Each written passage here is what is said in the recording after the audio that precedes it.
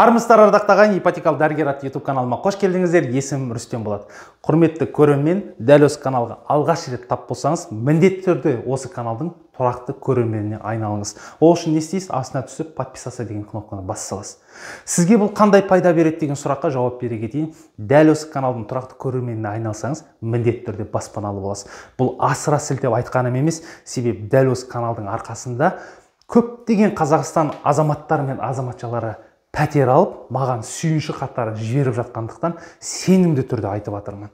Бұл каналдан сіз білім аласыз, баспана қалай алу керек, Қазақстан Республикасында болып жатқан барлық бағдарламалардың шарттары мен талаптарын дәл осы каналдан үйренетін боласыз. Ешқандай банк бөлімшесіне бармайсыз. Сонымен қатар ипотека рәсімдегенде қандай қателіктерге жол бермеу керек, оны да үйренесіз. Және тиімді ипотека рәсімдеп, ешкімге жалынбай, міндетті түрде баспаналы боласыз. Яғни дәл осы каналдың тәжірибесі сондай болғандықтан мен сізге сеніммен айтып жатырмын. Сондықтан міндетті түрде тіркелуді ұмытпаңыз. Құрметті достар, тағы да айта кетейін, ескерте кетейін. Дәл осы YouTube каналдың оқырмандар саны 20 мың адамға жеткенде, мен сіздерге небәрі 2 немесе 3 айдың ішінде қолыңызда қаражатты 20%-ға ұлғайтып, қолдану мәселесі бойынша видео түсіріп беремін деген болатынмын. Ол видео дайын. Сондықтан осы каналдың сілтемесін барлық группаларға, ағайын туыс, дос жарандарға таратамыз. Бүгінгі тақырып, құрметті достар, өте күрделі тақырыптардың бірі, керекті тақырып. Отбасы банкіндегі семейный пакет бойынша ашылған депозиттерді біріктіргенде мына ОП немесе госпремия қосылама. Көптеген оқырмандар сұрақ қойып жатады. Мен депозиттерді біріктіріп едім, что-то госпремия азайып кеткен сияқты. Что-то ОП азайып кетті. Бұл қалай деп жатады. Дәл осы видеоны соңына дейін көретін болсаңыздар, сол сұрақтың жауабын аласыз. Тақырыпты бастайын, қарапайым түрде мысал ретінде келтіретін боламын. Мұқият тақтаға назар аударыңыздар. Қараңыздар, 1 наурыз 2018 жылы Марат есімді жігіт отбасы банкіне келді да баспана алам деді. Болашақта 15 миллионға баспана алам деді, депозит ашты.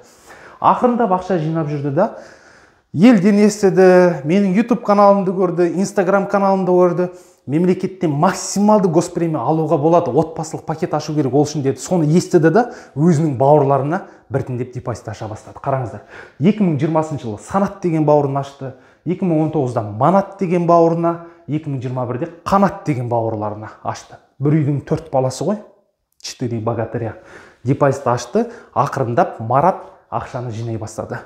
Негізгі ой, мемлекеттен максималды госпремия алу. Енді қараңыз, Марат 2018-ден бастап өзі 4 миллион жинады, таза өзің жинаған ақшалары. Санат 500 мың теңге жинады, Манат 2,5 миллион жинады, Қанат 500 мың теңге жинады. Дәл осылардың жиналған ақшасына отбасы банк пайыз қосады, вознаграждение берді. Жылдық 2% беріп отты. Яғни Марат 40 мың теңге вознаграждение алды отбасы банкінен. Санат 1000 теңге алды, Манат 20 мың теңге алды, Қанат 2000 теңге алды. Бұл вознаграждение банктен түсіп отқан. Енді мемлекеттік сыйлық ақы. Марат 200 мың теңге алды, Санат 100 мың теңге, Манат 200 мың теңге, Қанат 100 мың теңге госпремия алды. Керемет ақшалар ұлғайып жатыр. Опыларына тоқталайық. Мараттікі 11, Санаттікі 2, Манаттікі 4, Қанаттікі 2. Көрдіңіздер да? Бәрі керемет бір көзбен қарағанда. Марат ойлап жүр. 2022 жыл қазір 1 наурызда, яғни ол 2018-де ашты ғой, уже баспана алам деген кірісті. 15 миллионға баспана тауып қойды. Енді Маратта мынандай ой. Так, мен 2018-де аштым, менде 3 жыл бар. Мына депозиттің бәрін қосам 50%-дан артық жинадым.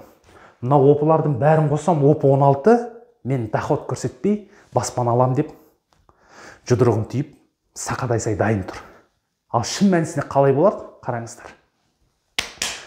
2022 жылы Манат ипотека рәсімдеуге кірісті, 15 миллионға үй тапты, яғни мына депозиттердің бәрін біріктіреді, қосады, өзіне жинайды, уступка жасап.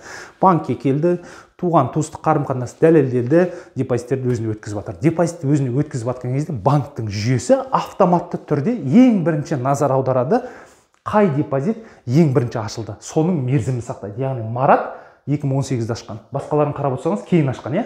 Автоматты түрде депозит мерзімі 2018 жылғы сақталады. Оның договорная сумма 15 миллионға өзгертіледі. Себебі Марат 15 миллионға ұялайын деп жатыр. ары қаратай өздерінің накоплениясы түгел қосылады. Мараттың 4 миллионы, 500 мыңы, Манаттың 2,5 миллионы, Қанаттың 500 мыңы түгел қосылады, 7,5 миллион таза өздерінікі. Банктен алған вознаграждение да қосылады. Яғни Мараттың 40 мыңы, Санаттың 1000 теңгесі, Манаттың 20 мыңы, Қанаттың 2000 теңгесі түгел қосылды. Оның общий қосындысы 63 мың теңгені құрады. Мемлекеттік сыйлық ақылары да қосылады, өздеріңіз көріп тұрсаңыздар. Оның қосындысы 600 мың теңге. Ал опы 4-2 болып қалады. Опы 16 емес. Доход керек. Манат, жаңағы Марат, ипотека рәсімдейді. Айғайға басады. Қалай? 3 жыл жинадым. Мына менде 11 еді ғой. Аналарды қосқан кезде неге 19 болмады дейді ғой менеджерға. Менеджер енді сабырмен түсіндіреді. Жалпы құрметті достар, менің YouTube каналымда опы деген не? Бірден көп ақша саса опы өсе ма? Опы 16 болу үшін не істеу керек атты видео бар. Плейлист бөліміне өтсеңіз, опы жайында бөлімшелер бар. Міндетті түрде сол видеоны көріңіз. 16 минуттан асатын видео. Міндетті түрде көріңіз, сонда түсінесіз. Енді қараңыз, неге бұл кісілердің опылары ұлғайып тұр? Себебі шарттық сома минимальный сомаға ашқандықтан сол шарттық сома тәуелді болып тұр. Және бұл кісілер ақшаны дұрыс жинаған жоқ. Яғни депозит ашылғаннан бастап ақшаны белгілі бір соманы салып отқан жоқ.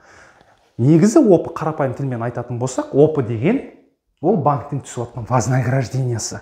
Банк жылына 2% вознаграждение береді. Міне сол вознаграждение дегеніміз опы, екеуі тең болу керек. Оның мынандай қарапайым формулалары бар, қараңыз. Мысалы, сіздің қазіргі таңдағы опыңызды білу үшін былай істейсіз.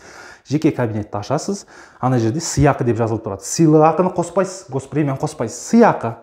Сол сыйақыны болашақта қанша миллионға пәтер алайын деп тұр, соған бөлсеңіз, сіздің қазіргі соны 1000-ға көбейтесіз, қазіргі таңдағы опыңызды анықтап аласыз. Мысалы қараңыздар, Марат бүткіл депозит қосты да, оның вознаграждениесі 63 мың болды, 63 мыңды 15 миллионға үй алам деді, 15 миллионға бөліп, одан шыққан санды 1000-ға көбейткенде, Мараттікі 4-2 болып қалды опысы. Енді мынандай бір формула бар, тағы да көрсете кетейін. Опы 16, яғни бізге қанша вознаграждение керек, соны анықтайтын формула бар. Мысалы, болашақта алам деген үйдің бағасын 16-ға көбейтіп 1000-ға бөлсеңіздер, керекті вознаграждение анықтайсыздар. Мараттың мысалы ретінде 15 миллионға 16-ға көбейтіп оны 1000-ға бөлсеңіздер, 240 мың вознаграждение керек еді. Мына жерде 240 мың болу керек. Сонда ғана Марат 5%-бен доход көрсетпей займ рәсімдеуші еді. Көрдіңіздер да? Енді 240 мыңнан 63 мыңды алып тастаймыз. Маратта қазір бар ғой 60 мың жиналған. 177 мың вознаграждение әлі жинау керек. Көрдіңіздер ма? Енді Маратта екі вариант бар. Біреусі дәл осымен доход көрсетіп ипотеканы рәсімдей беру, себебі үй тауып қойды ғой. Екінші вариант. Қазір өздеріңізде сұрақ қоюыңыз мүмкін. 177 мың қашан толады мына 63 мыңға? Қашан 240 мың вознаграждение толады, я? Оның мынандай формуласы бар. Қараңыздар. Сіздің жинап атқан ақшаңызды 2%-ға көбейтіп 12 айға бөлетін болсаңыздар, ай сайын сіз банктен 12.500 теңге алып отырады екенсіздер. 12.500 теңге ай сайын сіздің шотыңызға түсіп отырады. Мен сіздің накопленияңызды ғана алып отырмын. Енді бұл жерге анердің вознаграждение, госпремия бәрін қосуға да болады. Енді мен примерно алып отырмын. Сізге 177 мың жетпей тұр, я? Енді қараңыздар, сол 177 мыңды 12.500-ге бөле салсаңыз, 14-те 16 шығады. Яғни 14 ай, 16 күн деген сияқты. Дәл осынша уақыт тосатын болса, Марат, оның мына вознаграждениесі 240 мың болады. Сонан кейін бар 5%-бен займ рәсімдей алады. Көрдіңіздер да? Яғни опы деген ол мына банктен түсіп атқан вознаграждение. Бұл кісілердікі неге аз? Себебі ақшаны депозит ашылғаннан кейін барып жинай бастады. Негізі депозит ашылғаннан бастап ақшаны дұрыс жинау керек.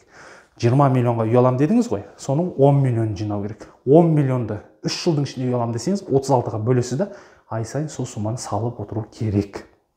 Міне, құрметті достар. Жалпы тақырып түсіндікті деп ойлаймын. Міндетті түрде жаңа менің YouTube каналымдағы опы жайында видеоны қараңыздар. Сонымен қоса, жекпе-жек бөлімінде миллиондарды үнемде атты видео бар. Міндетті түрде оны да қараңыздар.